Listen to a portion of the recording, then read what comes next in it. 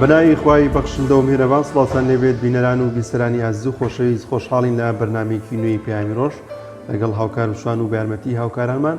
بەرنامەیەکی نوێتان پێشکەش دەکەین دەخوازین کە سەرجەم بڕگۆ بابەتەکانی ڕۆژمان جێگەی سود و ڕەزامەندی ئێوەی عەزیز بێت.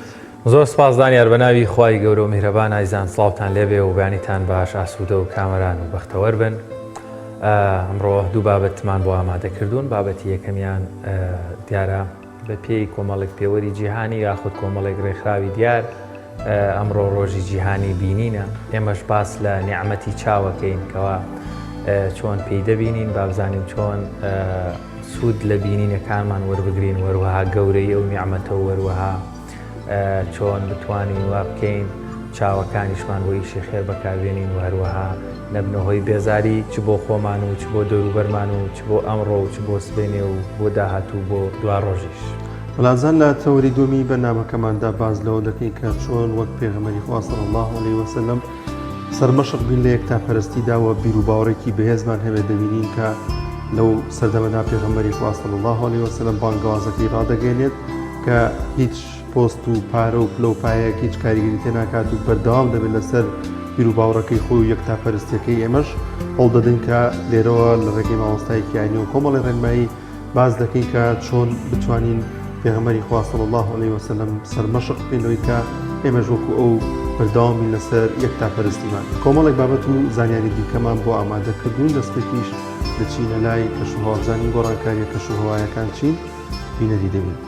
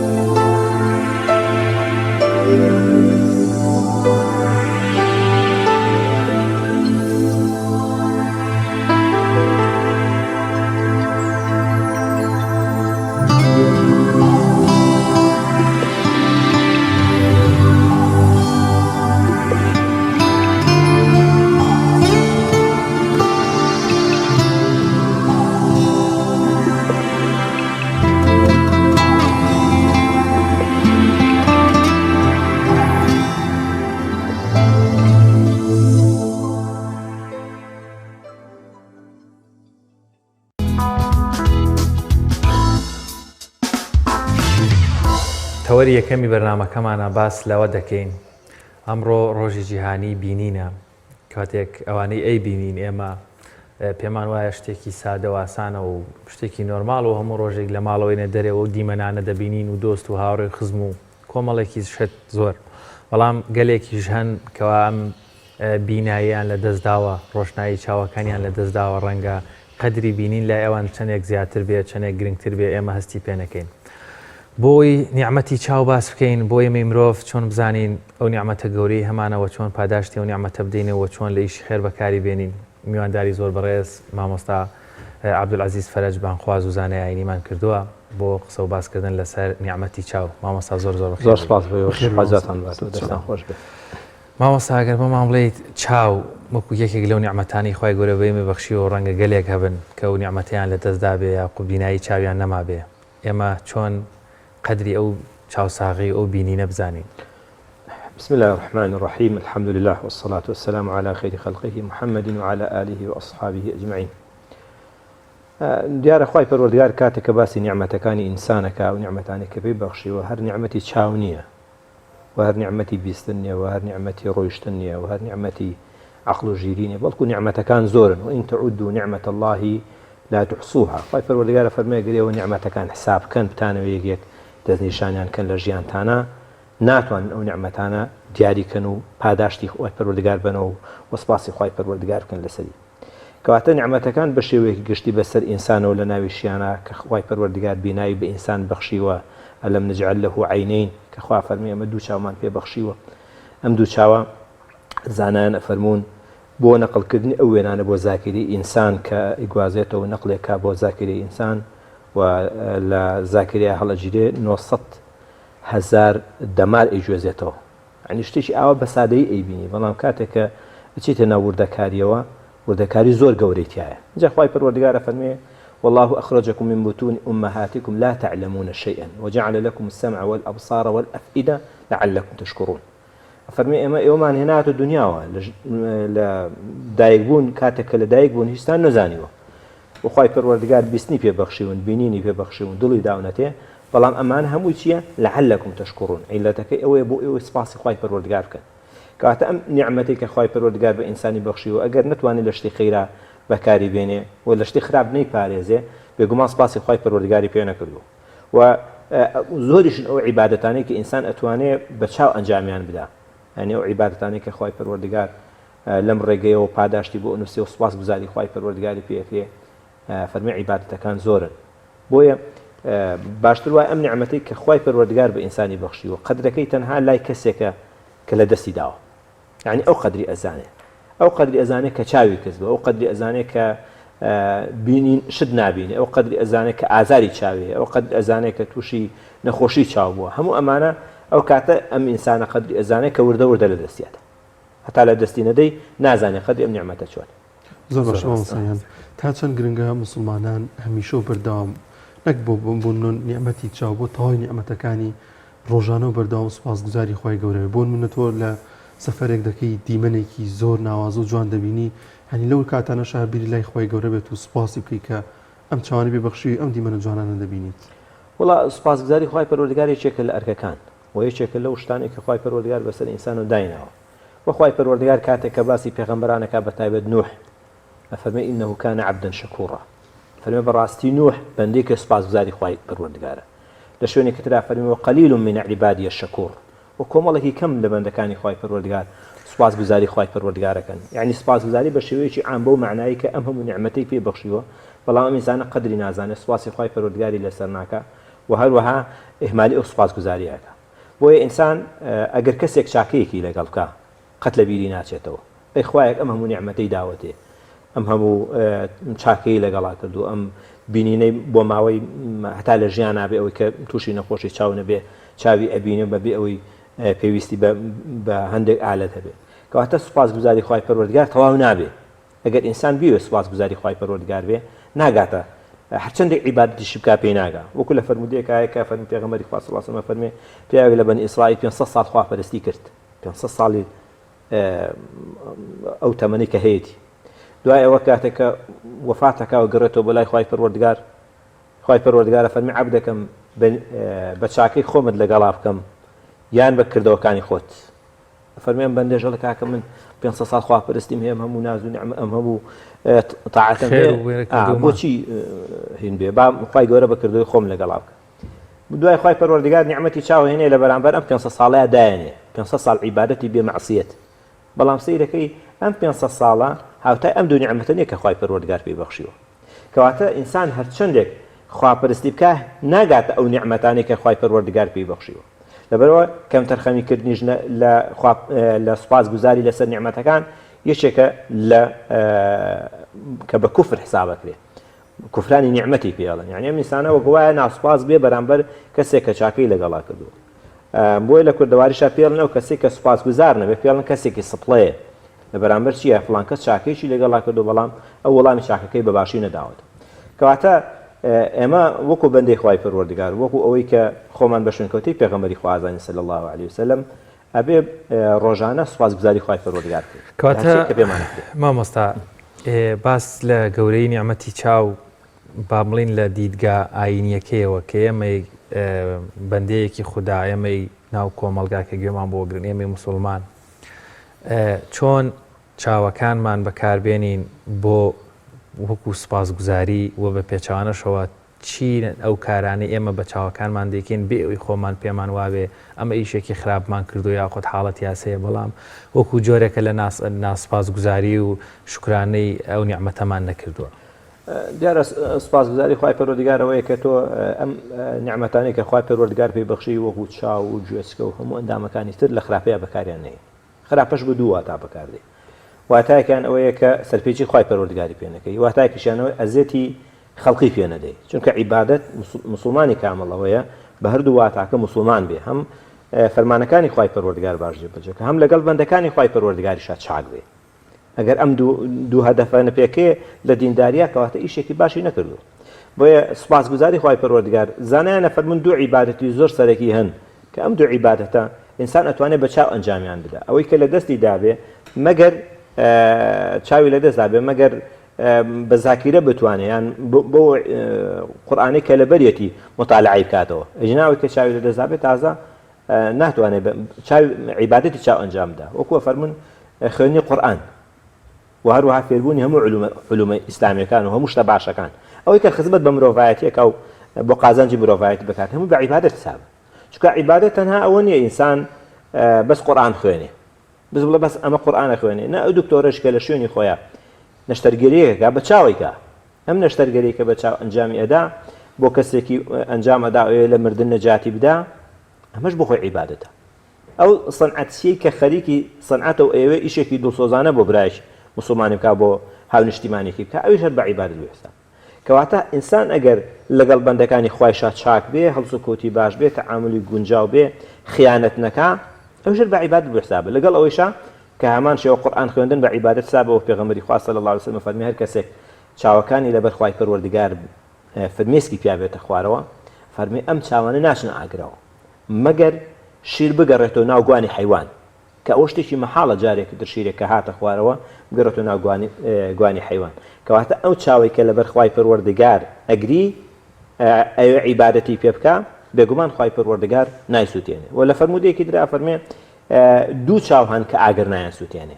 یەکییان ئەوەیە کە لەبەر خوای پەروەردگار ئەگری، یەکییان ئەوەیە حرەسیات ئەگرێت لە سنگەری مسلمانان بۆی وڵاتی مسلمانان پارێزراو بێ، بۆی دوژمن زەفەریان پێ نەبا، ئەوێ ئارامی بۆ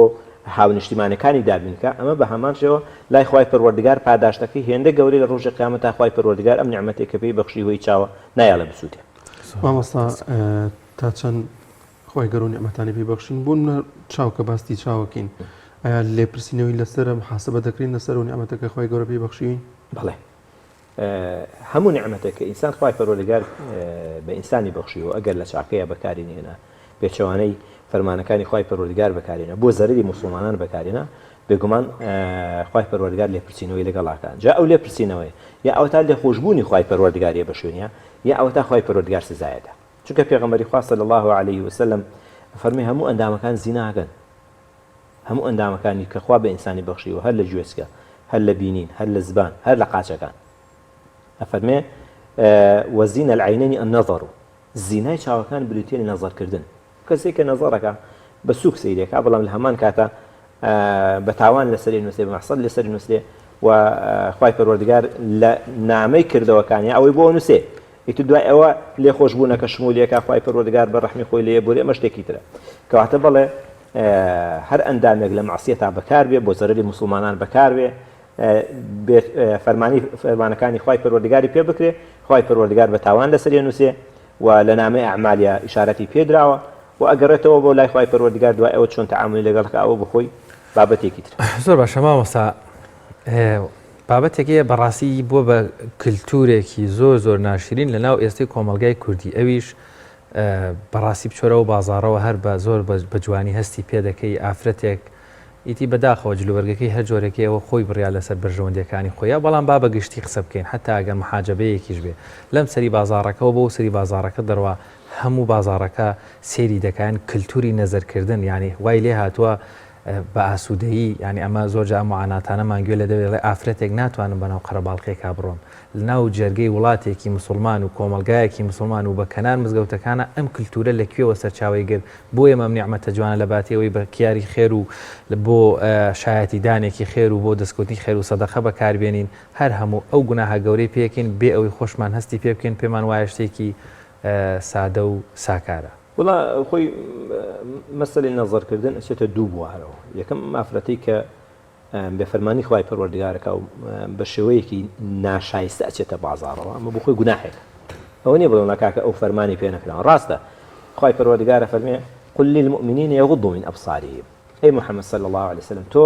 بە باوەڕداران بڵێ با چاویان داخن، یعنی با نەزەر نەکەن. ئەمە فەرمانی کە خوای پەروەردگارە. ئەمە ئینسانە چەنە بتوانێت پێوەی پابەند بێ، ئەوەنە عیبادەتی کردو و سوپاسگوزاری خوای پەروەردگار کردووە نیعمەتی کایە. بەڵام لە هەمان کاتێشە ئەو ئافرەتە بەوەی کە جلێکی وا لە بەرەکە و سەرنجی خەڵقی ڕاکێشێ و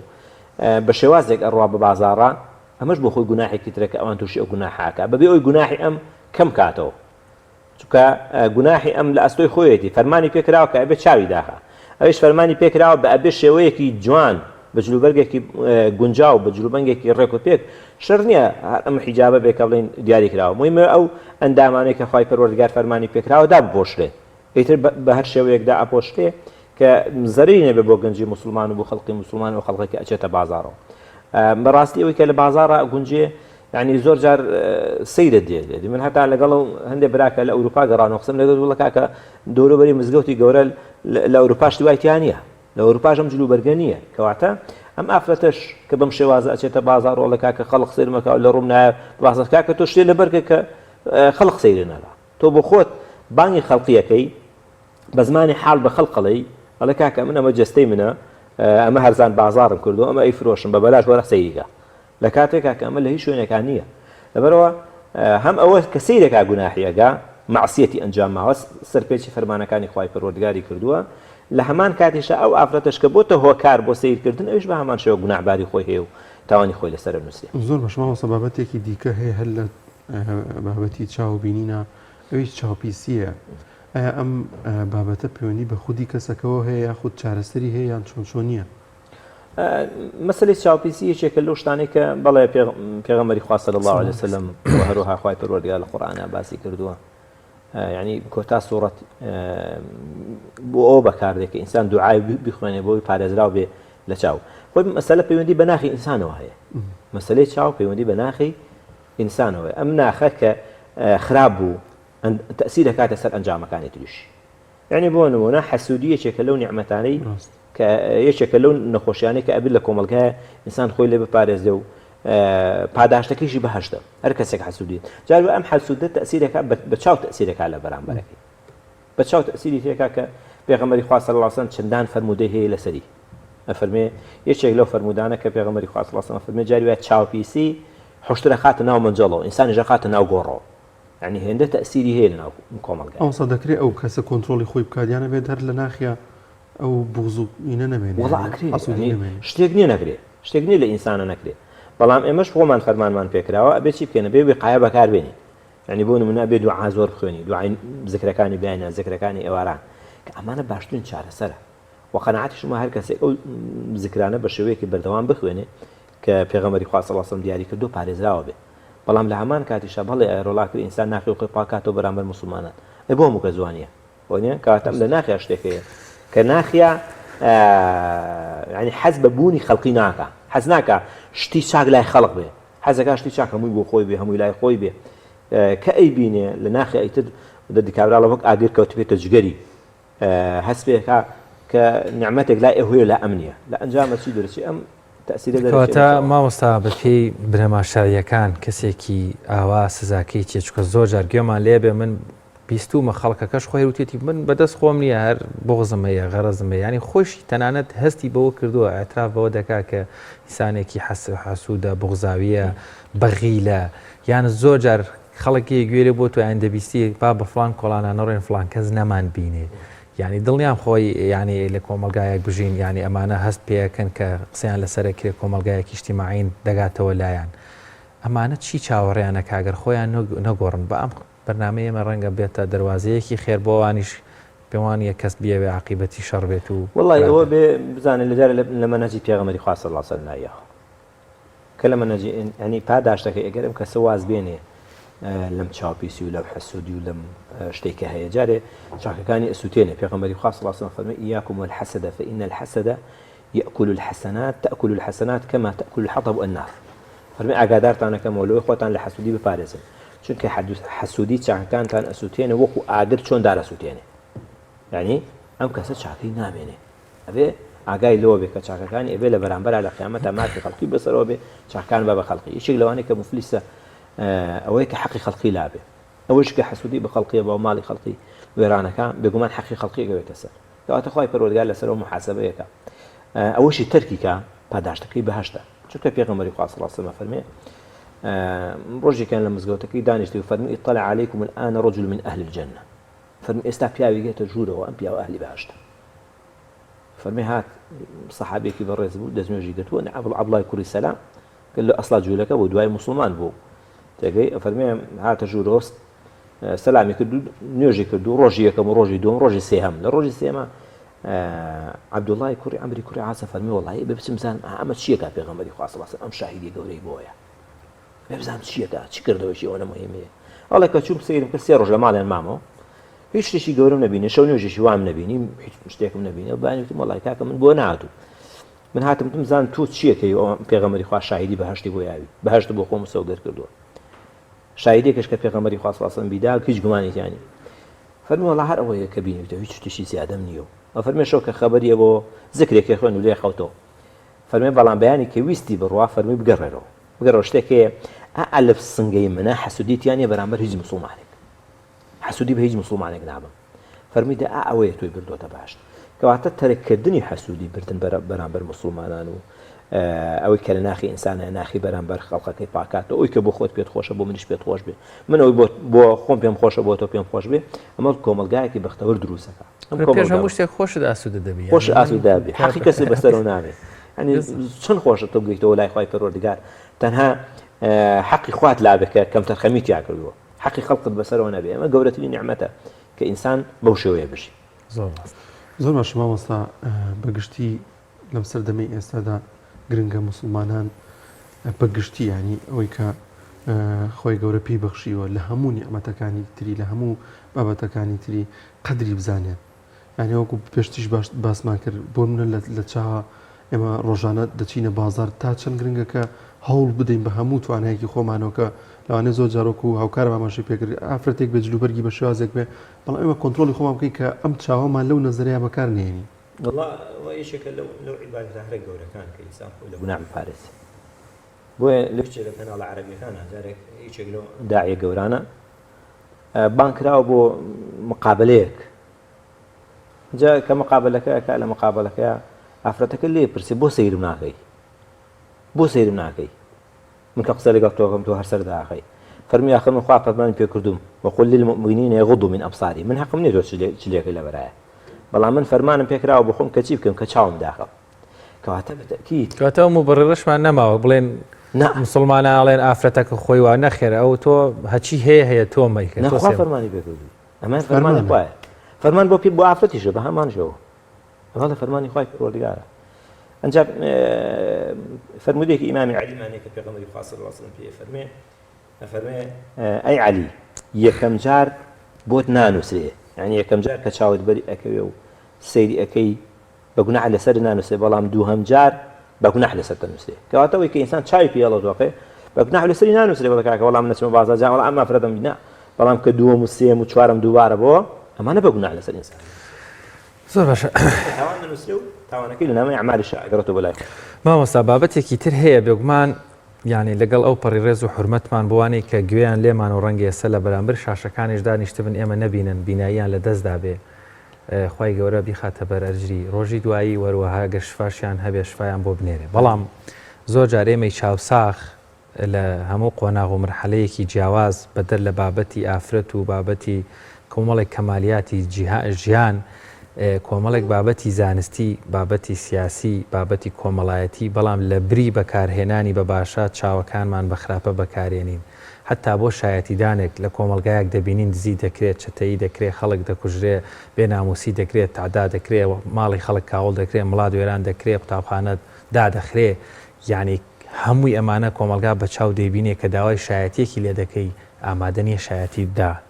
چاوەکانی خۆی لە ئاست ئەم هەموو نەعەدالەتێ کوێر دەکا. دیسانیشەوە ئەم نیعمەتە گەورەی خوای پێبەخشیوین لەگەڵ ئەوەشا کە نیعمەتێکی بێبەخشیون بەر پرسیارەتێکی ویژدانیانەی موسڵمانانە لەسەرشانمان نییە. بەڵێ بەتەکیید ینی یەکێک لەو ئەرکانەی کە ئینسان هەیەی ئەوەیە کە بە چاک بڵە چاک و بە خراپ بڵە خراپ ئەنی کەسێک کەشتی چاکەکە بڵە کاکە ئەم کارەت چاکە کەسێکیش کاری خراپەکە کاکە ئەم کردوێت خراپ ئەنجا بۆ کارە چاکەکە ئینسان ئەبێ ئەگەر شاهیدیەکەی لابوو و ئەقیم الشهادەة لله ئەبێ شاهددانەکەی بۆ خوا بێ جاری ئەم شاهددانە بە بیستنە ئەنی سەوتێکە لایەتی جاری وایە بە بینینە عینی بینینەکە لایەتی ئەبێ بینینە کاتێککە بانگی شایەتی ئەەکەن و داوای شاهدی لەکەن ئەبێ بچی ئەبێ بە بیگدا ئەگەر نەیدا لەسەری تاوانبارە مێشت بە گوناح لەسەر نووسێت کەواتە ئینسان ئەبێ بەشتی چاک وڵە چاک بە بینین چاک وڵە چاک بەشتی خراپ بڵێ خراپ هەر کەسێک چاکی کرد سوپاسی بکە هەر کەسێک خراپی کرد ئامۆژگاری و نەسیحەتی کە و زۆر جار پێویستی بە عقوبەی شەیە ئەو کەسێک کە خراپە ئەکا ئەو کەسێک کە زۆر جار چاوی بە خراپ بەکارهێنێ شایدی نەحەقی پێدا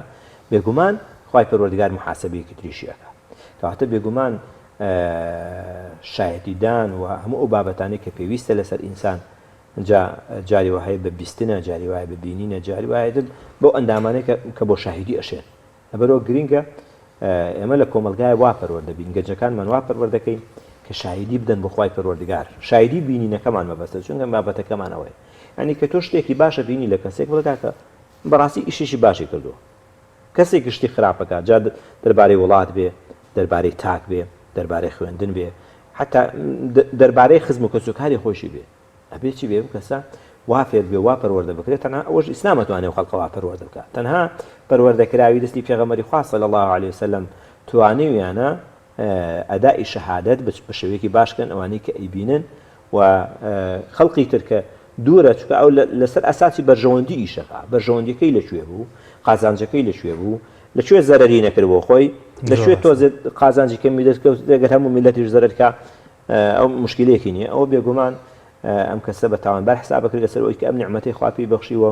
شاهدیەکی لەسەر و شاهدێکی بەباشی زۆر باش مامۆستا چاو جیهان بینی ئێمە دەواازەیە کە بۆ بینینی جیهان بە هەموو کار و کردوانەی ئێمە یکین ڕەنگە چاو با بڵێن سەرەکی ترین بابەت بێ ئەندام بێ کە ئێمە هاوکارمان بێ بۆ بابەتە دەمێت سەرنجی بەڕێزت بزانم زۆر جار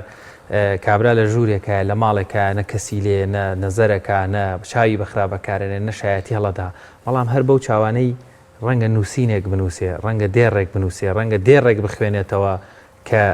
هەم زیان بێ بۆ خۆی هەم بۆ پەروەردەی دیسانیشەوە لێرە شایمە چەند ئەبێت ئاگادار بین کە چاوەکانمان زۆر جار ڕەنگە پێوا بێ کابرا لە خوێندنەوەی کتێبێک کە هیچ سوودێکی نییە نە بۆ خۆی نە بۆ کۆمەلگاکە ڕەنگە دا تووشی سەرفەرین با بڵێن تێکبا یان نووسینێک دەنووسێ حەزەکەم سەرنجی بەڕێزت بزانم لەو بابەتەوە بەڵێ بۆچکە کاتمان ئەوەی کە گرینگە تەمەن هەم نووسین هەم ینی ئەم چاوان نیعمەتەکە خوای پەروەردگار بە ئینسانی بەخشیوە کۆمەڵێک شتی زەرەری لێدا یعنی یەکێ لەو شتانە ئەوەی کە هەر بۆ خودی ئەم ئەندامە کە خوا پێ بەخشیوە گەنجی وامان هەیە تا بەیانی دانیشێ ئەم چاو پێویستی بە ئیسلاحات هەیە مۆبایلە کۆمپیوتەرە هەموو شتانی ترکە ئەنجا زۆر جار ئەم نیعمەتەکە خوا بەخشیوەتی بە ئینسان لە چیا بەکاردێ لە سیرکردنی ئەفلامی خراپ و بە چەندان سەعات دانیشە بدەوێت یان لە سیرکردنی یادێکە کە هیچ سوودێکت پێ ناگەێنێ کابراوە گەڵن مدمینە لەسەر عەرەقی واشە مدمینە لەسەر یاری بەچی بەکارێن مەم چاوە بەکارێن وردە بڕۆ سیری خەستخانەی چاوکە چەندان گەنجی مناڵی لێ چەندان مناڵی بچووکی لێ لە ئەنجامی چیە لە ئەنجامیەوەی کە بەردەوام ئەم دایکەیە ئەم باوکە ویستوێتی بخۆی سەعاتە بە ئیسلاحات دانیشێ مۆبایلێکی یاوەتە دەست کوڕەکەی یا کچەکەی بۆ یاری پێ بکە دوای وردە چاوەکانی لە دەستێتە ئەنجا مەسەلەی نووسین و هەموو شتانش ئەمانش بە هەمان شێوە یعنی ئینسان ئەگەر شتی باشی پێ نەبینێ نابێت لە شتی خراپە بەکاری بێنێ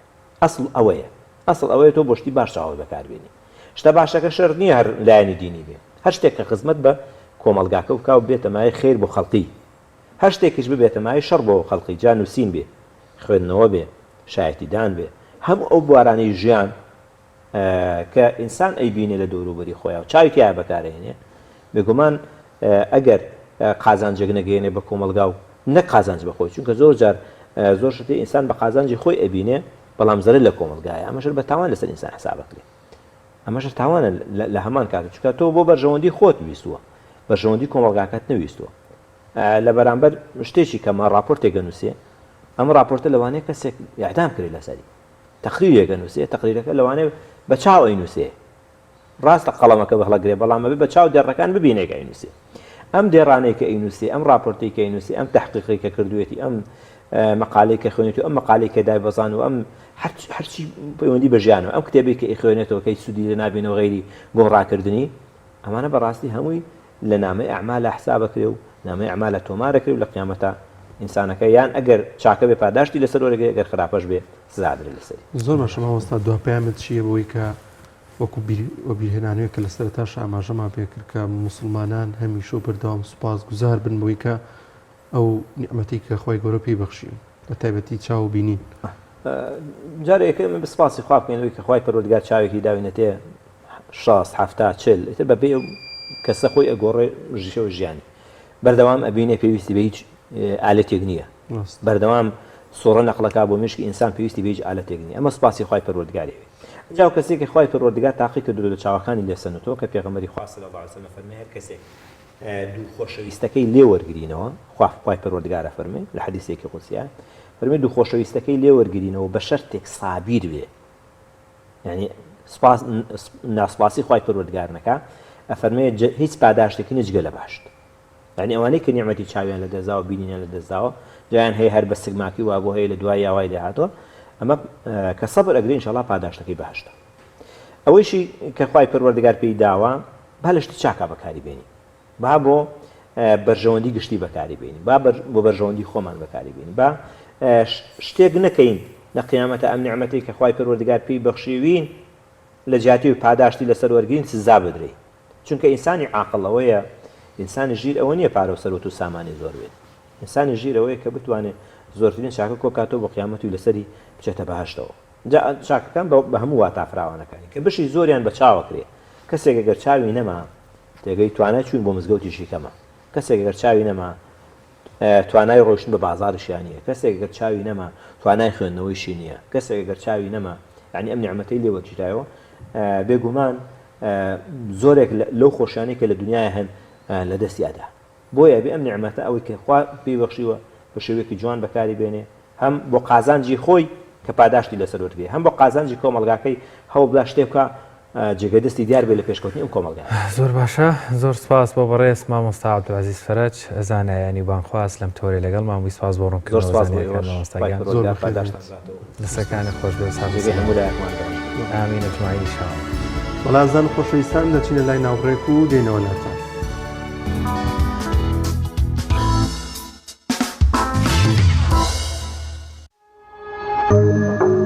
تۆپ ئارت تاکە بریکاری تۆڕی میدیایی کۆمەڵ بۆ بەرهەمهێنان و بڵاوکردنەوەی ڕێکلام. یەکێک لە خواردنەکانی سفرەی کوردی برنجی ڕووبهەنارە خواردنێکی زۆر بەچێژ و بەتامە چەندی لێ بخۆی لێی تێر ناخۆی برنجی ڕۆبەنار زۆر خۆشە خۆشترە بێت ئەگەر برنجەکەی برنجی مەحموود بێت برنجی مەحموود. کام شیر باشترینە بۆ کۆرپەکەم؟ شیری دایک باشترین و پارێزراوترین سەرچاوی خۆراکیە بۆ کۆرپەکەت بەڵام لە هەندێک باردا دایکان ناتوانن شیری خۆیان بدەن بە منداڵەکانیان بۆیە من پێشنیاری شیری کۆنفیلاک دەکەم وەکو تاکە جێگرەوەی شیری دایکان کە لەلایەن فۆنتێراوە بەرهەم دەهێنرێ کە شارەزایی زیاتر لە 50 ساڵیان هەیە لەو بوارەدا. ئایا کۆنفیلاک گونجاوە بۆ گەشەی کۆرپەکەم؟ بە دڵنیاییەوە کۆنفیلاک سەرجەم سەرچاوە گرنگەکانی خۆراکی تایە بۆ گەشەی سروشتی منداڵ و بەهێزبوونی ماسوولکە و چاو و ئێسک و گەشەکردنێکی ئاسایی مێشک. ئەتوانی نمونەیەکی تاقیب بکەینەوە؟ بێگومان ئێوە دەتوانن نمونەی شیری کۆنفیلاک تاقیب بکەنەوە و ئەنجامە سەرسوڕهێنەرەکانی ببینن. شیری کۆنفیلاک تاکە شیری جێگرەوە دوای شیری دایکان دەوڵەمەندە بە ئۆمیگا 3 ئاسن کۆلین و ڤیتامین و کانزاکان و سەرجەم سەرچاوە خۆراکی گرنگەکانی گەشەی کۆرپەلا. کۆنفیلاک یەکەم شیر دوای شیری دایک. کارگەی ئاوی سلێمانی تازەترین بەرهەمی خستە بازاڕەوە. کارگەی ئاوی سلێمانی بەهۆی کوالیتیە بەرزەکەی و ئاوە سازگەرەکەی یەکەمین کارگەیە لە عێراقدا کە بەرهەمەکانی لە ئەوروپا و ئیمارات بەردەستن بۆنی کەمترین بڕی سۆدیۆم و نەبوونی نیترات لە ئاوی بەڕادی سلێمانی وای کردووە ببێتە خاوەنی حەوت بڕوانەمی گیانی و لێدوڵەتی. ئاوی بەڕادی سلێمانی دڵنیایی زیاتر تەندروستی باشتر. کارگەی ئاوی سلێمانی. تۆپ ئارت تاکە بریکاری تۆڕی میدیایی کۆمەڵ بۆ بەرهەمهێنان و بڵاوکردنەوەی ڕێکلام.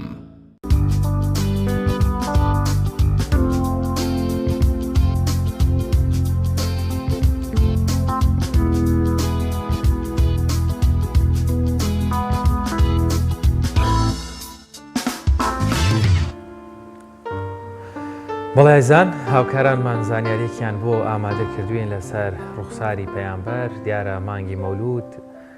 ئیدی مانگێکە دەبێت تۆزێک تایبەتر و هەروەها وێزگەیەک بێ بۆ جۆرێک بۆ خۆداچوونەوە بۆ ئێمە زیاتر ئاشنابین بە سیرەی پەیامبەری ئیسلام و هەروەها شوێن کەوتنی و جێبەجێکردنی ڕێنماییەکانی و ئامۆژگاریەکانی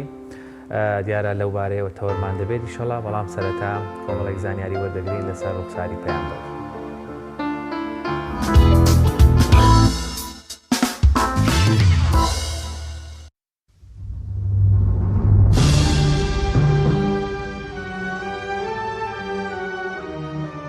ڕوخساری پێغەمبەری پێشەوامان درودی خۆی لەسەر بێت. بە گوێرەی گێڕانەوەی هاوڵانی پێغەمبەری خوددا درودی خۆی لەسەر بێت پیاوێکی چوارشانە بوو، باڵایەکی مامناوەندی هەبووە، واتە نا زۆر درێژ نا زۆر کورت، دەموچاوی دەدرەوشایەوە هەروەکو مانگ لە شەوی چواردەدا، سەری گەورە بوو، قژی مبارەکی وەک شەو ڕەش تا سەر شانەکانی درێژ بوو، شەپۆلاوی بوو نەلول و نەخاو، لوتی درێژ و سەری لوتی باریک و لە ناوەڕاستیدا بەرز بوو، ڕووناکیشی بەسەرەوە بوو ئەوەی لێی ورد نەبوایەتەوە وای دەزانی لوتی درێژە، ڕیشی چڕ و ڕەش هەندێک سووریشی تێدا بووە، چاوی گەش و ڕەش و فراوان لە کۆتاییدا درێژ بوونەتەوە، سپیایی ناوچاوەکانی وەک بەفر، برژانگەکانی درێژ و برۆکانی کەوانەی و بە پشتی چاوەکانیدا درێژ بووبوونەوە، لە نێوانیاندا دەمارێک هەبوو لە کاتی تووڕەیدا پڕ دەبوو و گۆنەکانی ساف و دەمی فراوان بوو، دانەکانی پرشنگدار و لە بەشی پێشەوەی کەمێک شاش بە چەشنی مرواری دەدرەوشانەوە، ڕەنگی پێست و ڕوخساری زیاتر بەلای سپیدا ڕۆشتووە، هەندێک سووریشی تێکەڵ بووە، لە کاتی ئاخەوتندا وەک ئەوەی کریستاڵ لە دەمی مبارەکی ببارێت قسەی کردووە، بەردەوام دەم بە زەردەخەنە بووە، تەنانەت لە ساتە وەخت و هەستیارەکانیشدا، گردنی لە ناسکیدا وەک شوشە و لە درەوشاویدا وەک زیو بووە، لەشی ڕێک و پڕ و پتە بوو، سک و سنگی لە یەک ئاستا بوون، سنگی پان و ناوشانی بەرین بوو، ڕوخساری نورانی بوو، باڵەکانی درێژ و ناولەپیپان بوو، دەست و پێکانی گەورە بوون، ئێسقانی ئەستور بوو، پەنجەکانیشی درێژ بوو، کەوانەی ژێرقاچی قۆڵ بوو، گورج و گۆڵ بوو لە ڕۆیشتندا، کە دەڕۆشت وا دەزانی لە بەرزایی دێتە خوارەوە، کاتێک ئاوڕی دەدایەوە بە هەموو لەشی ئاوڕی دەدایەوە، چاوی هەمیشە دادەخست و ڕوانینی بۆ زەوی زیاتر بوو تا ڕوانینی بۆ ئاسمان. پێغەمبەری پێشەوامان درودی خوای لەسەر بێت تاکو وەفاتی کرد لەشی تێک نەچوو بوو، واتە دەم و چاوی چرچی تێ نەکەوتە بوو، چەند مویەک نەبێت لە سەر و ڕیشی، موی سپی نەکرد بوو، تا ئەو کاتەی کۆچی دوایی کرد جوانترین کەس بوو. ئەمانە باسی شێوە و ڕوخساری پێغەمبەری پێشەوامان بوو، درودی خوای لەسەر بێت. باشایەتی هەموو ئەوانەی کە بینیویانە هیچ کەم و کوڕیەک لە لاشەیدان نەبووە،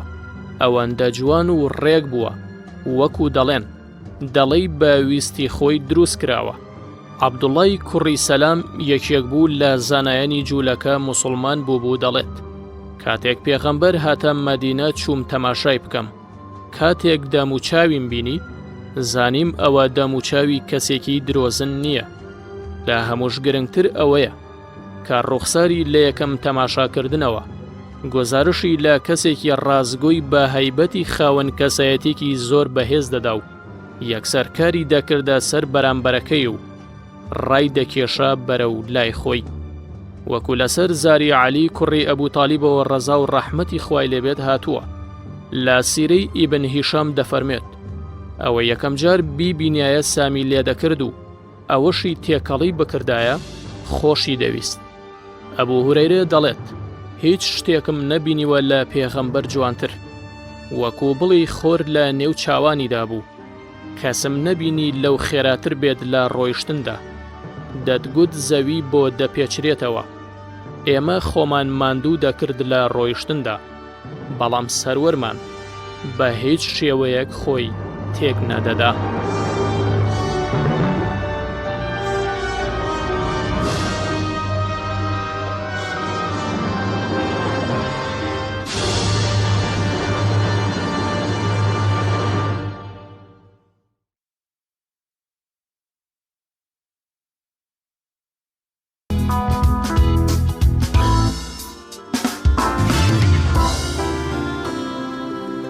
دووبارە سڵاتان لە بێدازان و خۆشەویستان ئەو سەروبەندەی ئەو کاتی کا پێغەمبەری خوا صلی الله علیه وسلم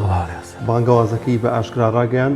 کافرەکان زۆر هەوڵیاندا کە بیر و بۆچوونەکەی یەکتاپەرستیەکەی لە ڕێگەی پارە و پۆست و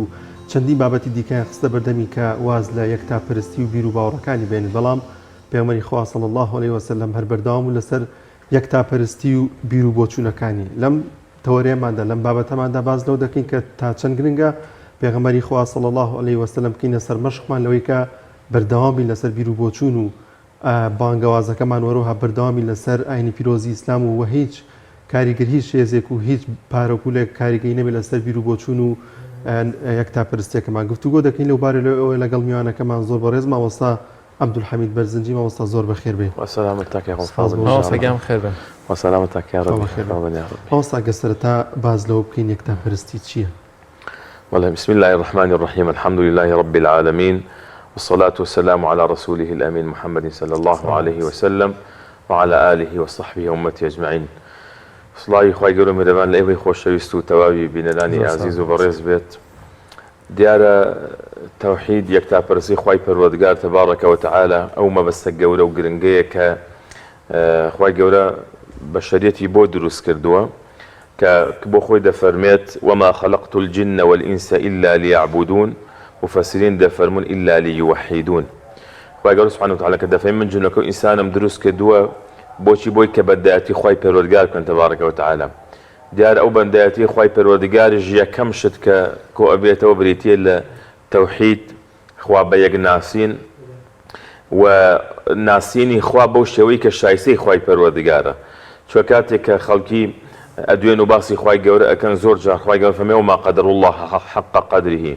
براستي قدر الرز وشكو تايبد مدي خواي جورا سبحانه وتعالى نبارز لا ولا لا نزور بي خلقي و أجينا فرشتكاني خوا سبحانه وتعالى كاتك بردوام تسبيحاتي خوا دكن بردوام فرماني خواي جورا جيب جيدكن إيش أوان دلين سبحانك ما عبدناك حق عبادتك باكو بقدي بوتو خواي جان براستي إما نما تواني بوشي وزيك الشايستي تويا بنداتي خومان بۆ تۆ بکەین ئایا ئێمەی ئینسان کە ئەو هەموو هەڵەو پەڵەمانێ ئەو هەموو گوناه و تاوان و ئەومان هەیە چۆن ینی کەم تەرخەمنین لە ئاستی ئەو یەکەم مافە گەورەی کە خوای گەورە سبحانه وتعالى دایناوە چۆکو پێغەمبەری خوا عەلەیهی سڵات وسەلام فەرمی بنی الئیسلام على 5 ئیسلام لەسەر 5 کۆڵەکە و پایەی گەورە و گرنگ بنیاد نراوە یەکەمینان بریتیە لە تەوحید یەکەمینان بریتیە لە شایەتومان ئەگەر کەسێک تەوحیدەکەی نەبێت خوا بە یەک نەناسێت ئەگەر تێک ڕێکار و کردەوەکانی تر هەبێ خوای گەورە سبحانه وتعالى هیچی لێ وەرناگرێت چۆ کاتێک کە پێغەمبەری خوا هات عەلەیهی سڵات وسەلام کەسانێکە بوون کە حەجیان دەکرد عومرەیان دەکرد تەوافیان دەکرد بە دەوری ماڵی خوادا خێریان دەکرد سەدەقەیان دەکرد ئەو شتانەیان دەکرد بەڵام خوای گەورە پێغەمبەری عەلەیهی سڵات وسەلام کە بە خەڵکی بڵێ ئێوە پێش هەموو شت یەکەم شت کە داوا کراوە لە ئێوە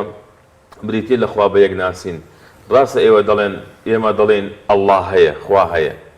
چۆن پێغەمبەر صلی الله عەلەیهی وسەلەم لە کابرایەکی پرسی وتی تۆ چەند خوا ئەپەرستی وتی من 7 خوا ئەپەرستم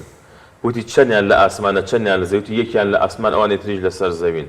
فەرمی کاتی تووشی ناڕەحەتی ئەبی هاوار لە کامیانەکەی کاتی ڕزق و ڕۆزی کەم و کوتێبی هاوار لە کامیانەکەی وتی ئەوەی لە ئاسمانە فەرمی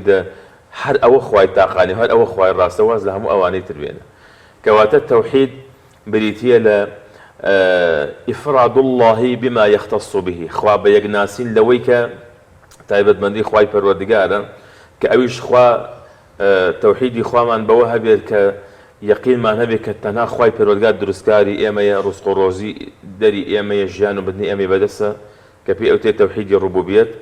وجودي دوهم كبي أوتي توحيدي ألوهيات كخوا بيق ناسين لهمو أوشتاني كبندا أيكاد أنجام دابو خواي پروردگار سێهەمینان خوا بە یەکناسین لە مەسەلەی ئەسما و صفاتە. خوای گەورە سوبحانەهو وتعالە کۆمەڵێک ناوی جوانی هەیە،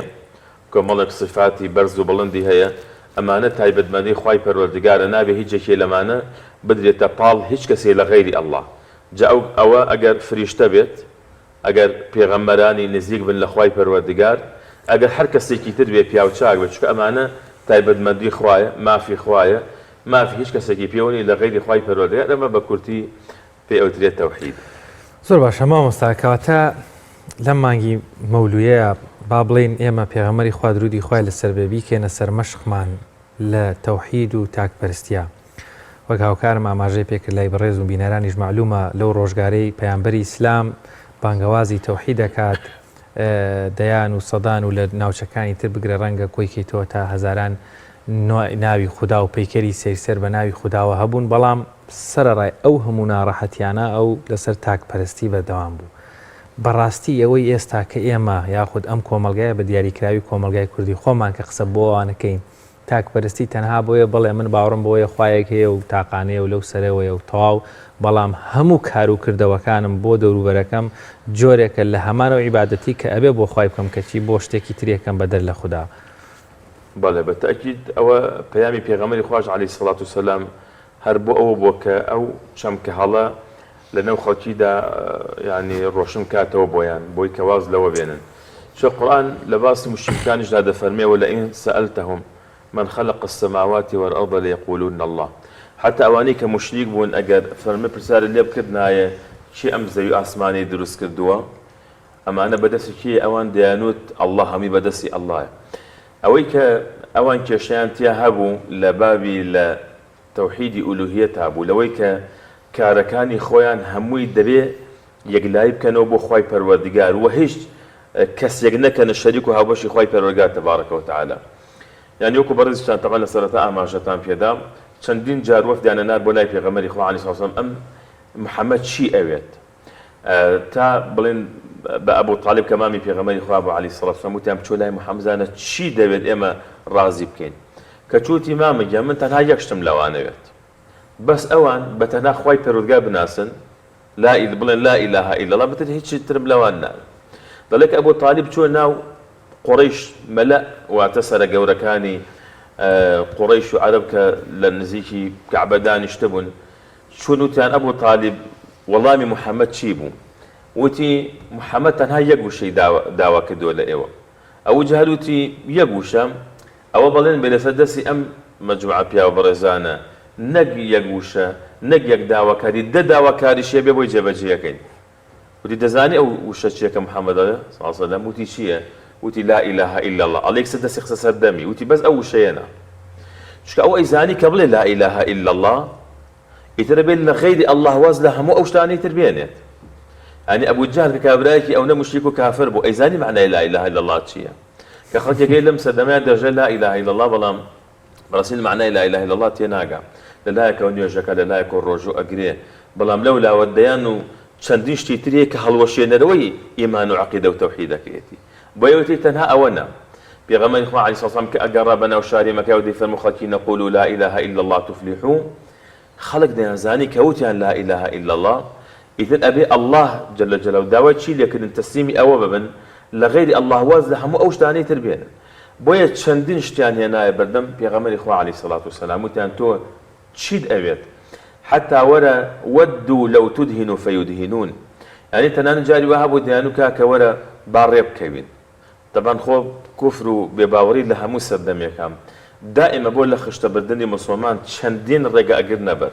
ئیتە جاری لە ڕێگەی پلەپایە و مەنسەب و جاری وایە لە ڕێگەی هەڵخەڵەتاندنی بە پارەوە، ئەو تا زۆر کەسەیە زەعیفە بەنابەخوا لەبەر خاتری یعنی چڵپولێسێکی دنیای، لەبەر خاتری پلە و مەنسەبێک، لەبەر خاتری هەنێک پارە خۆی دەدۆڕێنێ، شخصیەتی خۆی دەدۆڕێنێ دنیا و دوا ڕۆژی خۆی دەدۆڕێنێ. بەڵام ئینسانی مسلمان و پاک و دامەزەر ئەوەیە کە بەڕاستی خۆڕاگر بێت لە بەرامبەر هەموو ئەو ناڕەحەتیانە. یا چۆن پێغەمبەری خوا عەلەیهی سەڵات وسەلام و هاوڵە بەڕێزەکانیش ڕەزا و ڕەحمەتی خوای پەروەردگارن لەسەر بێ بە حەقیقەت تێ گەیشت بوون، چونکە ئەمە کە پێغەمبەری خوا عەلەیهی سەڵام داوا بانگەوازی بۆ کردووە، داوا بانگەوازی هەموو پێغەمبەران بوو. خی گەورە سبحانه وتعالى دەفەرمێ ولقد بعثنا في كل أمة رسولا أن يعبدوا الله واجتنبوا الطاغوت. هەر پێغەمبەری خی گەورە نردبێتی ئەمان بە خەڵک گوتەوە کە ئێوە تەنها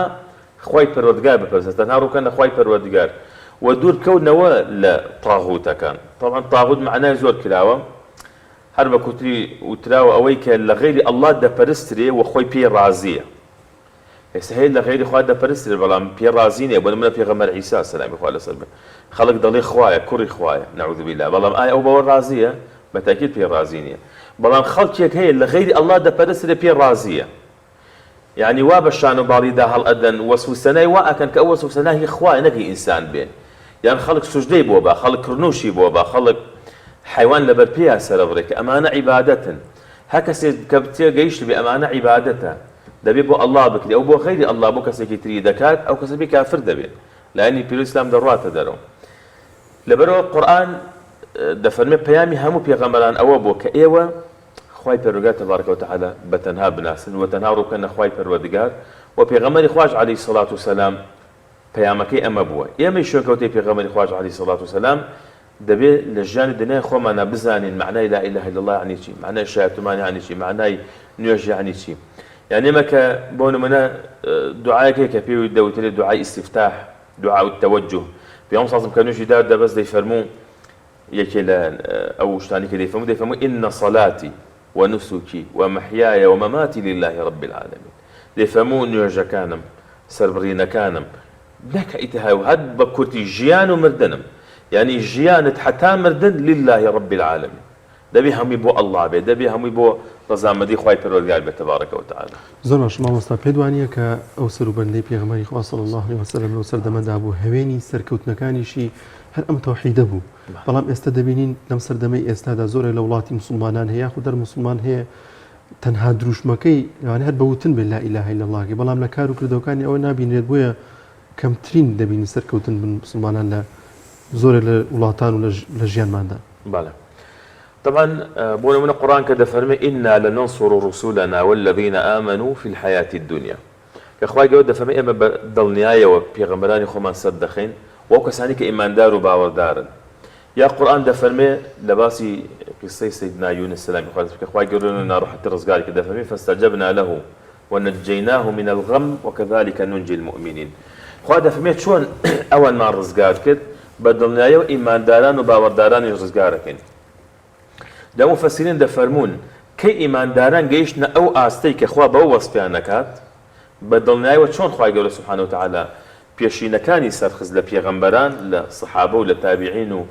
لە هەموو دەستەکانی مسلمانان، لە هەموو چین و توێژەکان، بە تەئکید خوای گەورە سبحانه وتعالى لە هەر کات و زروفێکا بێت دەبێتە پشتیوان و سەرخەری ئەو کەسانی کە ئیماندارن، ئەو کەسانی کە باوەڕدارن بە ئەندازەی ئیمان و باوەڕەکەیان. لەبەرەوە قسە زۆر تەواوە، یعنی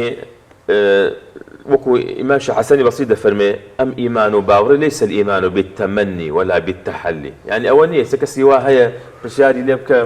ئەڵێ کاکەگیان جا خۆ بە نوێژ و بە ڕۆژ و بەمانە نییە، وەڵڵی کاکەگیان من بەو خوایە خۆ من ڕاستە نوێژ ناکەم ڕۆژ ناکەم بەو خوایە، بەڵام من لە زۆرێک لەو مسلمانانە مسلمانترم. ئەخە خۆمە بە قسە نابێت. ئایا جاری وا هەیە یعنی وا لێکا تۆ يعني خۆش مامۆستا ببوورە لێرە خەتەکەم ئەمە خەتای ئێمەی مسلمان نییە کە بابایەک لە هیچ مواصفاتێکی مسلمان و ئیسلامی تێدا نیە کە دێ بە منێکی مسلمان کە هیچ تایبەتمەندیەکیشم نییە، منیش خۆی مقارنە دەکا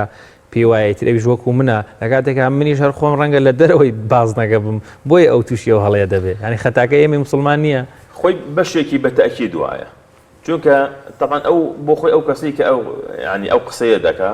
قسەکە بۆ خۆی هەڵەیە، ئەگەر چی هەڵەشی لە خەڵکی بینی بێت، یعنی ناکرێت بۆ نمونە ئافرەتێ بەڵێ وەڵڵاهی من حیجاب و باڵاپۆشی ناکەم، زۆرش لەو ئافرەتانە باشترم کە حیجاب و باڵاپۆشیەکەن، ئەڵێ بۆ ئەڵێ هەیە حیجاب و باڵاپۆشی و ئەوەی ژەکە، هەیە ئەهلی مەزگەوت غەش ئەکا، فێڵ ئەکا، تەرازوبازی ئەکا، لە فرسەت ئەگەرشت لەسەر خەڵکی گرام بکە، فڵان و فیسار بکە، ئەمانە نییە لە واقعە، بە تەئکید هەیە. ڕاستە. بەڵام ئایا ئەمە ئەبێتە پاسایێک بۆ کابرا کە یعنی بیکات ئەوەی کە لە نوێژ لە تاعەت و ئەمانە دوورکەوێتەوە نابێت. هەڵبەت ئەوەش یعنی قسەکەی ئێمە و پرسیارەکەی بەڕێزیشان هەر ئەوەیە، یعنی ئێمە چۆن وەکو ئەو جیلە تایبەتە بین کە قورآن باسی لێوە کردوون یان ئێمە چۆن کاتێک کە گلەی لەو کەسانێکن کە بەو جۆرە هەڵسو کەوت و ئاکاریان بووە ئێمە وەکو ئەوانە نەبین چونکە قورآن ئەگەر ئێمە تەماشای بکەین لەپاڵ هەموو ئەو عیبادەتانی کە باسی ئەکات ینی نایبەستێتەوە بە کۆمەڵێک جوڵە و هەیئات کە ئینسانێکە تەنها بۆ نمونە عیبادەتەکان بریتی بێ لەوە ئێستا بۆ نمونە نوێش جگە لەوەی کە بریتێ لەو عیبادەتەکە ئینسان ئەنجامێدا قورآنە فەرمێ إن الصلاة تنهى عن الفحشاء والمنكر ڕۆژوو کە ئینسان بۆ نمە بە ڕۆژووە بێت خۆی بەسی و توێنێتیەکە ئێمە ڕەنگەوە بزانی تەنها ئەوەیە بەڵام پێغەمبەر صلی الله عليه وسلم من لم يدع قول الزور والعمل به فليس لله حاجة في أن يدع طعامه وشرابه هكا سوازي للدرو إيش كدن بقصي درون هنا خاب يسيب بسيتي تونيتي أو نية رب صائم ليس له من صيامه إلا الجوع والعطش في يوم صلى الله عليه وسلم روجوان هي يوارك الروجوش كان بسيط تونيتي وماوتو أجري نية يعني دفمي رب قائم زور كزي الشونيوجكا بلام ليس له من قيامه إلا الشونيوجكا حيث يبون ماوتو إلا شونخوني وماندويتي نبي يا بو الزكاة دفمي خذ من أموالهم صدقة تطهرهم زكاة باري إنسان دا ولا القرآن فمي أواد دبي ضلت باكاته يعني تأثيري لسر إنسان هبي يعني لحج أفرمي فلا رفث ولا فسوق ولا جدال يعني جوانا دا قصينا 20 نكا جدلني دم الدمي وفلان في سالي نبي يعني تكرى أم عبادة أنا قرآن بسويتي نوش أبي لفحش أخرى بدور خاتوا رجوع أبي لدرو دور خاتوا الزكاة أبي ناخذ باكاتوا حج أبي زمان باكاتوا يعني أم تكرى أم عبادة أنا كإما إيكين بخوي عبادتك بريتي لبرسني كي زوزو جرينجو تايبت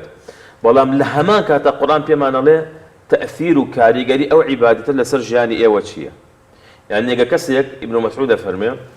إذا كسي نيوجكي لخرافني جرايوا لم يزدد من الله إلا بعدا الله حتى بدون كيبته الأخوة حج نزيق نابيته شو أو نيوجك تأثير نبول لسرجاني إنسان جاري وهبي بنقبتي بخلق يتريش خلق قال من نيوش كما كفلان كسبي كم أو معناه وتأم كسب وسويكي خرافة جاء إمش ده سرطاي برنامج كوكو برسانا ماجرتان بيدام إما شون بيغام صاحب كينا وسوي خوما بكينا بيشنجي خوما شو كينا بيغامري خو عليه الصلاة والسلام لا سيرة وجانا مي بيغامري خو عليه الصلاة والسلام جاء ترخان كني أم جورا برنامج أم جورا قفتو قويانا أم وتاراني كلام ما انقدا بتايب لو تاري جمعة كانوا أو أنا بيشكش ذكري همي بو أويك إما دلين بيغامر صلى الله عليه وسلم خوشة بيغامر صلى الله عليه وسلم بيشنج معنا كاريجري أخلاق وجيان وروشي بيغامري خو عليه الصلاة والسلام بدلنياي ودبيت لجان إما دارن بداته کەواتە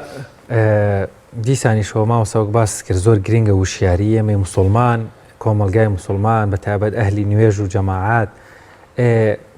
بە دیاریکراوی کە مەبەستمان لە تەوحیدە لە هەموو کاروکردەوەیەکی ئێمەیە دەبێت ڕنگ بداتەوە پێم خۆشە تۆزێک ئاماژە بە کۆمەڵێک حاڵ بکەیت کە ڕەنگە خۆشتە سپێ بکەیت لە کۆمەلگای کوردیشا زۆر جارە بینرێن کە بەڕاستی ئەم کاروکردەوانەی ئێمە ڕاستەخۆ لامانەدا لە تەوحیدیەت یا خۆت ئەوەی ئێمە دەیکەین ئەوەی ئێمە بە کاسپیەکەمان بێ بە وتنمان بێ بە قسەمان بێ لە ژیانی ڕۆژەمانە بێ بەمە دراوسێ لە مامەڵ لەگەڵ دراوسەکەمان بێ لە تەوحیدیەت لامانداوە یا خۆت ئیشێک دەکەین کە ئەو ئیشە نیە ئێمە ببەستێتەوە وەکو کەسێکی تاکپەرست طبعا مەسەلەی کاریگەری تەوحید لە ژیانی ئینسانی موسڵمان و باوەڕداردا زۆر مهمە و زۆر گرنگە و بە ئەندازەی کاریگەری ئەو تەوحیدە لەسەر ژیانی دەیکاتە کەسێکی موسڵمان و باوەڕداری ڕاستەقینە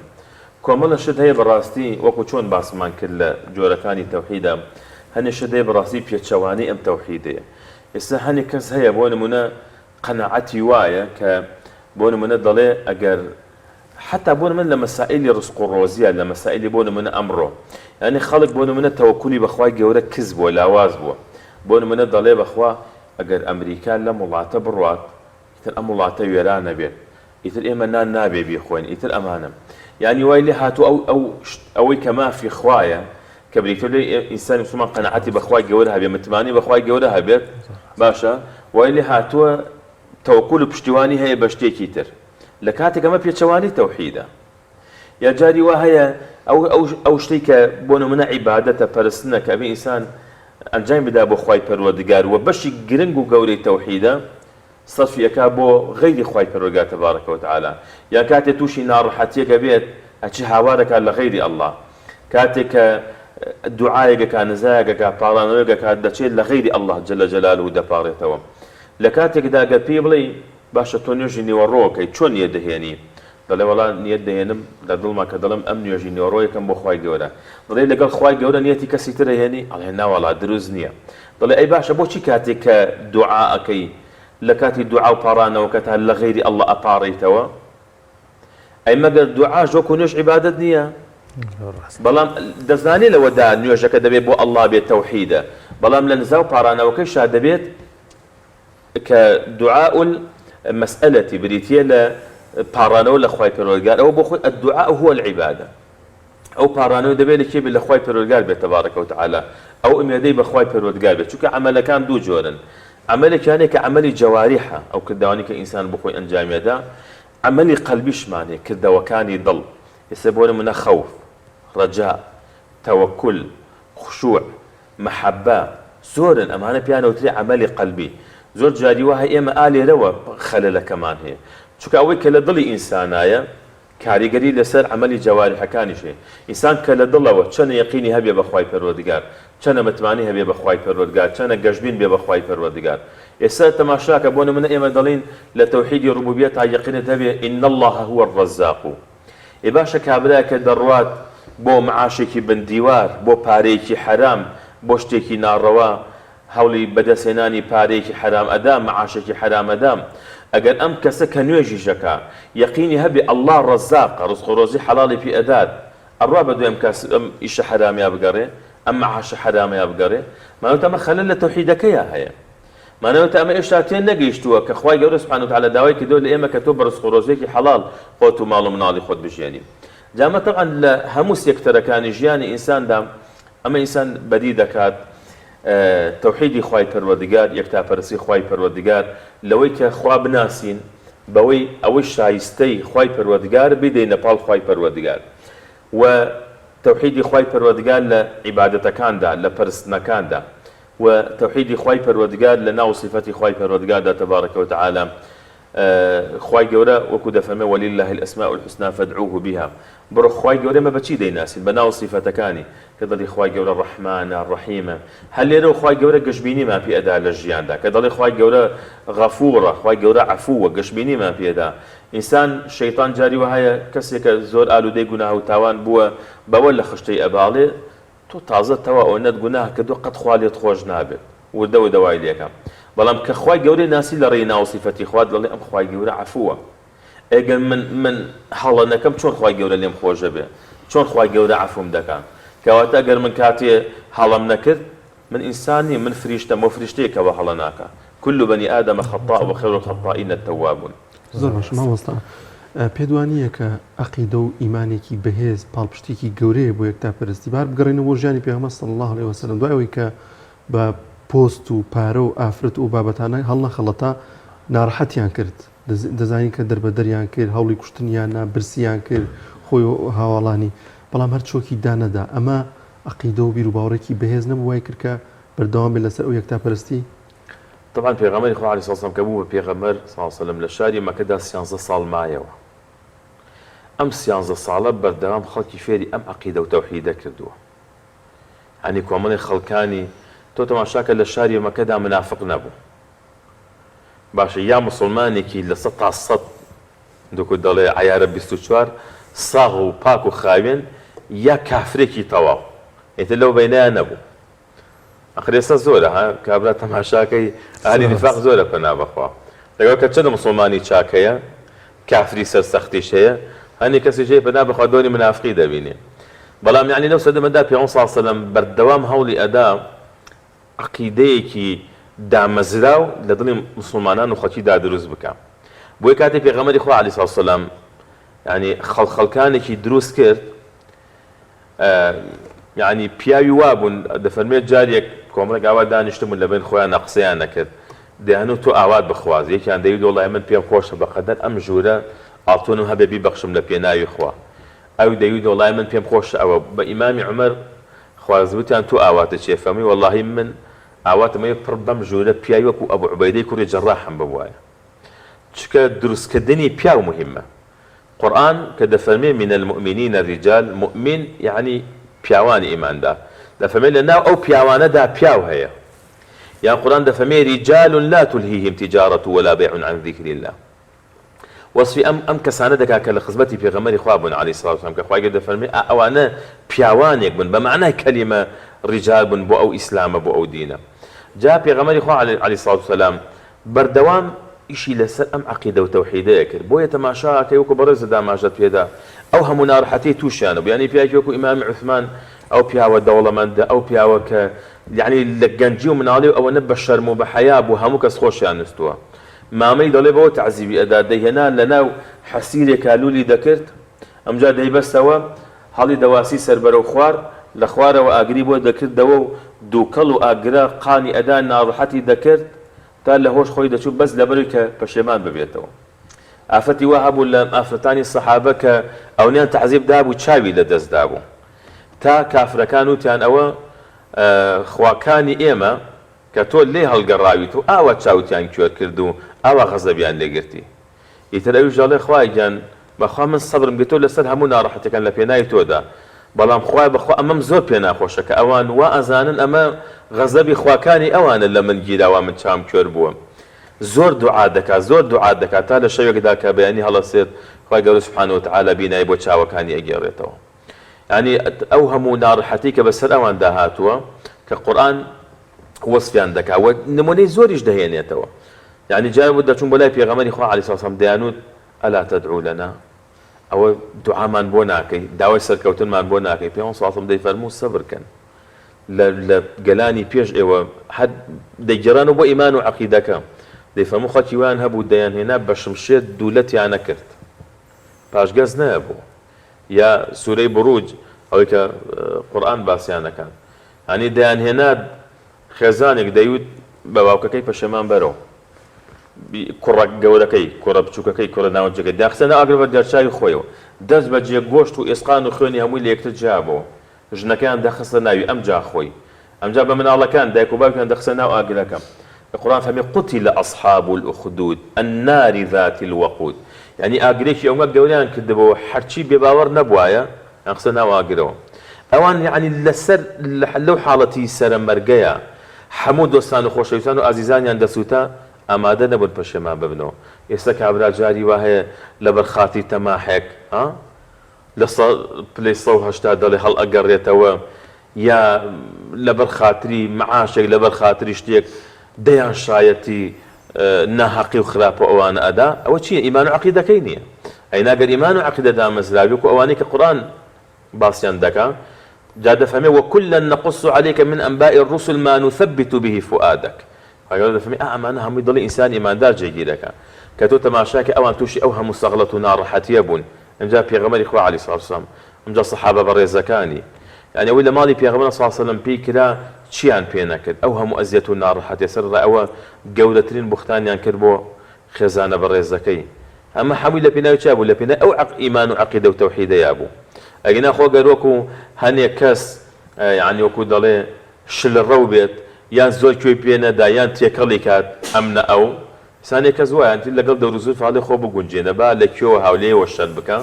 ئەوەی تر فەنا بەخوا وەکونا نەخوض مع الخائضین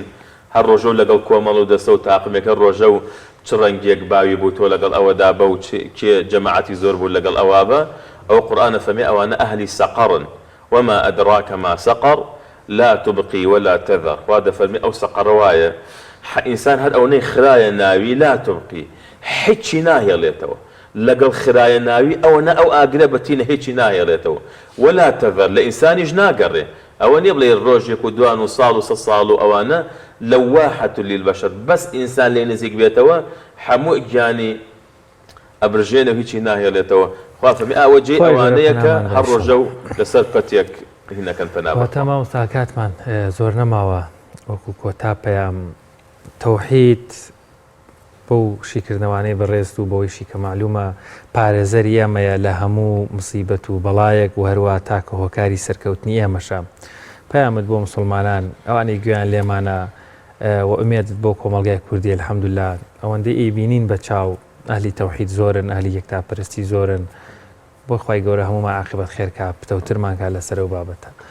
طبعا صحابة دفرمون كاتي كما تشون الله خدمة بيغمر إخوة عليه الصلاة والسلام إن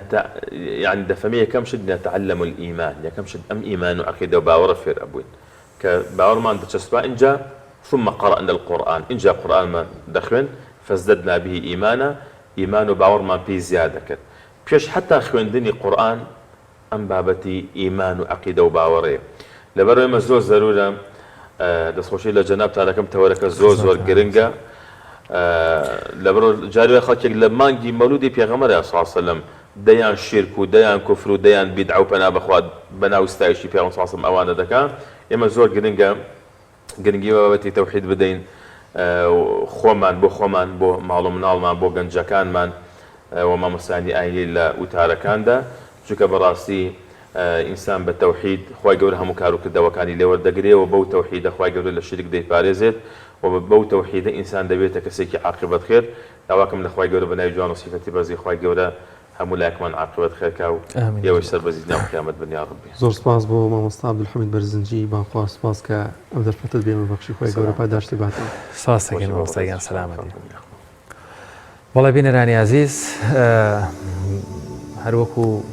بابەتی پەیامی ڕۆژ کۆمەڵێک زانیاری و کۆمەڵێک بابەتی گرنگی تریش تێدایە یەکێک لەو بابەتانەی کە هاوکارانمان ئامادەیان کردووە کۆمەڵێک زانیاریە لەسەر گرنگترین ئەو بژوگیایانە کەوا ئەگەر بەکاریان بێنین سوودیان دەبێت بۆ جەستەی مرۆڤ و بە دیاریکراویش بۆ ئەوەی کەوا تووشی دڵەکزێ نەبین بینەری ئەو زانیاریانە دەکەن.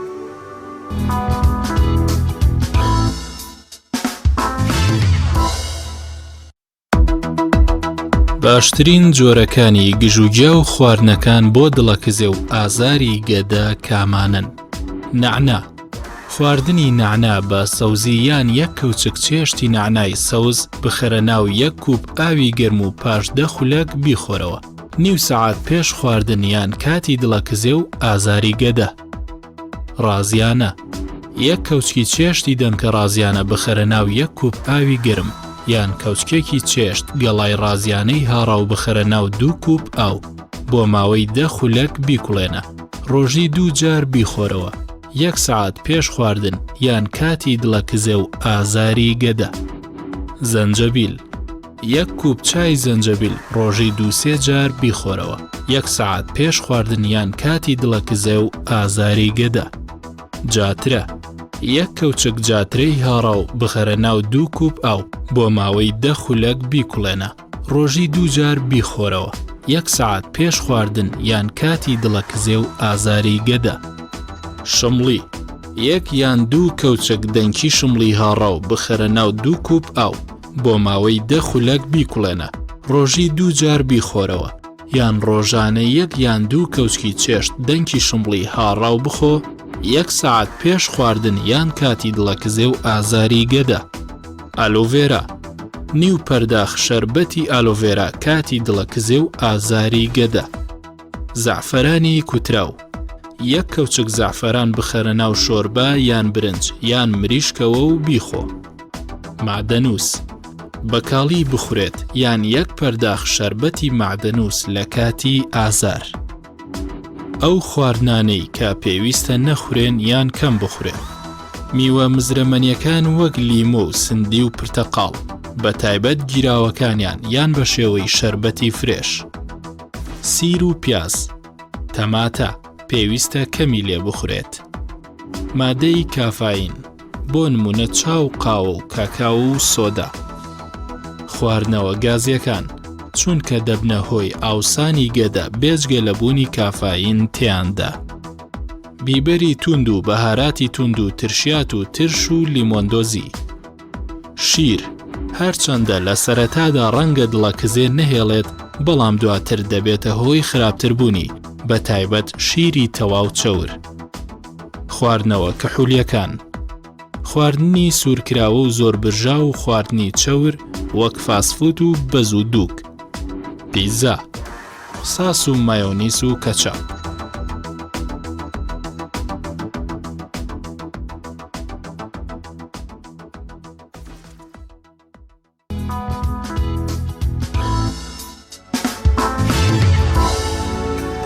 لازانی خۆشەویستان بە بۆنەی نزیکبوونەوە لە یادی لە دایکبوونی پێغەمبەری خوا صلی الله علیه وسلم ڕۆژانە کۆمەڵێک بابەت باز دەکەین کە پێغەمبەری خوا صلی الله علیه وسلم لە ژیانی ڕۆژانەیداوە لە ئەو ژیانی کە بەسەری بردووە ئێمەش باسی دەکەینەوە کە بێتە مایە سوودگانی بە ئێوەی ئازیز و ئێمەش هەر خۆشمان سوودێکی لێوەربگرین. وەڵازان خۆشەویستان بە یارمەتی هاوکارانمان بەرنامەی پایامی ڕۆژمان پێشکەشکردن دەخوازین کە بڕگە و بابەتەکانمان جێگەی